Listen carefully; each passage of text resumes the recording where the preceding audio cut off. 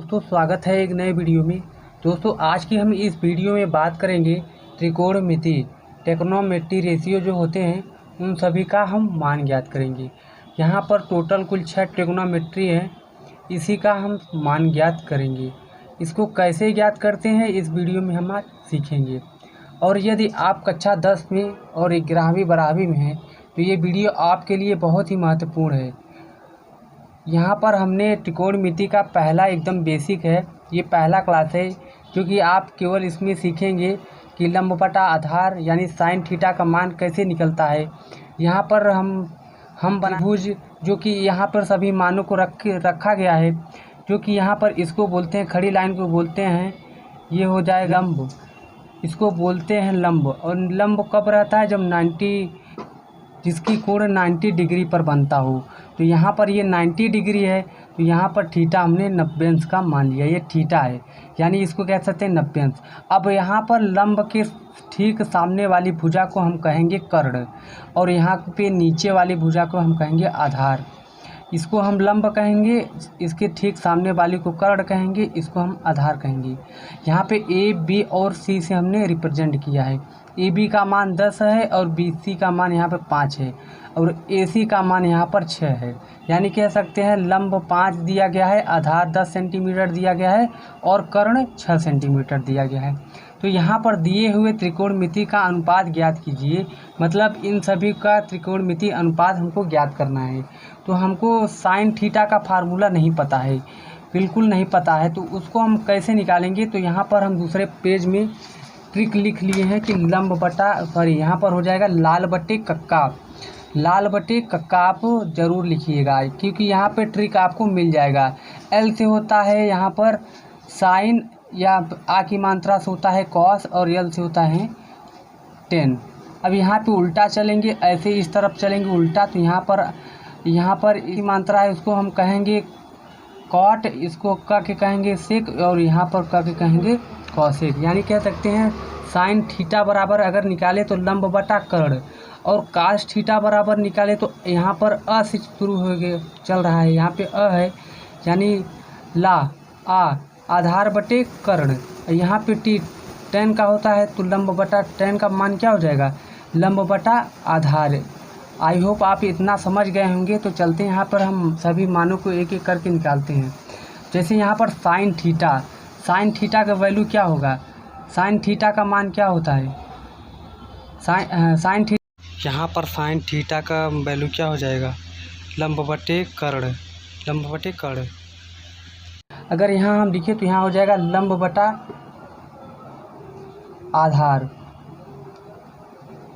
अच्छा, इतना होने के बाद अब हम देखेंगे कि यहाँ पर लंब कौन सा है। लंब यहाँ पर 5 है, तो हमने यहाँ पे 5 लिख लेंगे और बटा कर देंगे। यहाँ पे आधार देखिए, यहाँ पे आधार 10 है। साइन थीटा का मान होगा लंब बटा कर्ण। आधार हमने गलती से लिख दिया, यहाँ पर हमने जैसे सूत्र में बताया है कि साइन थीटा का मान होगा लंब बटा कर्ण, तो वहाँ पे आधार हमने लिख दिया था, तो इसको आपको ध्यान देना है। अब यहाँ लंब का मान यहाँ पे 5 दिया गया है वैल्यू, अब यहाँ पे कर्ण है, जो कर्ण का वैल्यू दिया गया है वो 6 है, तो यहाँ पे 5/6 हो जाएगा, यानी साइन थीटा का मान हो जाएगा 5/6।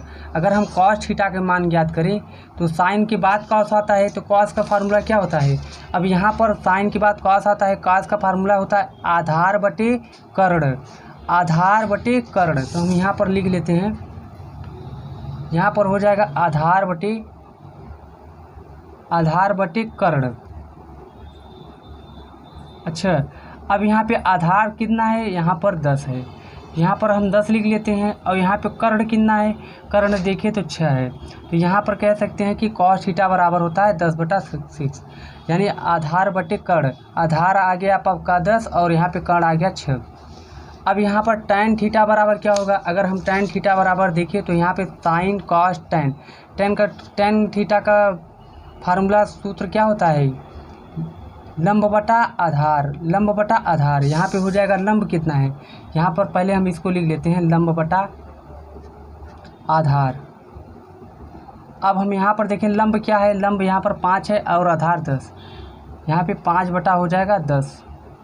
अब इसी तरीके के अगर हम कॉट का देखें कॉट बराबर क्या होगा, कॉट का फार्मूला देखें तो यहाँ पर अब नीचे से हम चलेंगे तो कॉट का फार्मूला हो जाएगा आधार बटे लंब, आधार बटे लंब। यहाँ इस तरफ से ऊपर जाएंगे तो यहाँ इसका आधार हो जाएगा, ये लंब हो जाएगा, यहाँ पर आधार बटे लंब हो जाएगा। तो यहाँ पर हम लिख लेते हैं आधार बटे लंब। अच्छा, आधार का मान क्या है, तो यहाँ पर देखें तो आधार है 10 सेंटीमीटर। यहाँ पे आधार देखें तो 10 सेंटीमीटर है, तो आधार यहाँ पर हो जाएगा 10, और यहाँ पे लंब अगर देखें तो यहाँ पर 5 सेंटीमीटर हो जाए, यानी कह सकते हैं 10/5। अब कॉट का हो गया, अब सेक और कॉसेक बचा है तो हम सेक और कॉसेक का भी निकाल लेते हैं।